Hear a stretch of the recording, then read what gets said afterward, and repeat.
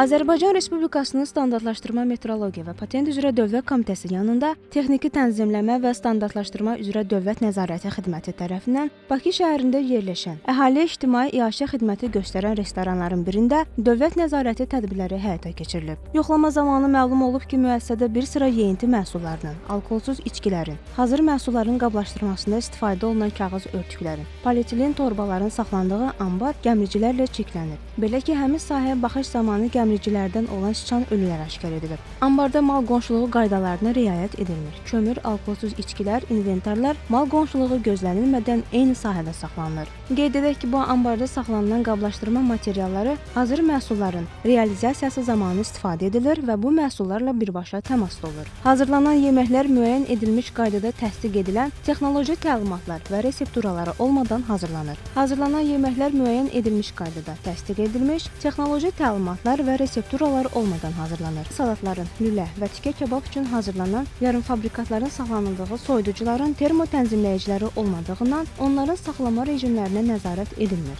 Hazırlanan məhsulların hazırlanma tarixi və vaxtı barədə heç bir qeydiyyat aparılmır. Pide və lahmacun hazırlamasında istifadə olunan ət qiyməsinin saxlama müddəti 2-6 dərəcə temperaturda 6 saat olduğu halda müəssisədə buna əməl edilmir. İstifadə olunan ədviyyatlar üzərində həmin məhsul barədə məlumat olmayan plastik qablarda saxlanılır ki, bununla da məhsulun yararlılıq müddətinin müəyyən edilməsi mümkün olmur. Bundan başqa yeyinti məhsullarının emalı zamanı istifadə olunan kəsici alətlərin və altılıq lövhələrin üzərində hansı məhsulun doğranılmasında istifadə olunması barədə yararlılıqlar mövcud deyil və müəssisədə çalışan işçilərin mütəmadi olaraq tibbi müayinədən keçmələri barədə sənədlər yoxlamaya təqdim edilməyib. Həmçinin müəssisədə hazırlanan paytaxt və mimoza salatlarının sınaqlarının nəticələrinə əsasən salatların tərkibində maya göbələklərinin sayının normativ sənəddə nəzərdə tutulandan 4 dəfə artıq olduğu aşkar edilib. Aşkar olunan nöqsanlarla bağlı məhdudlaşdırıcı tədbirlərin tətbiqi barədə qərar qəbul edilib.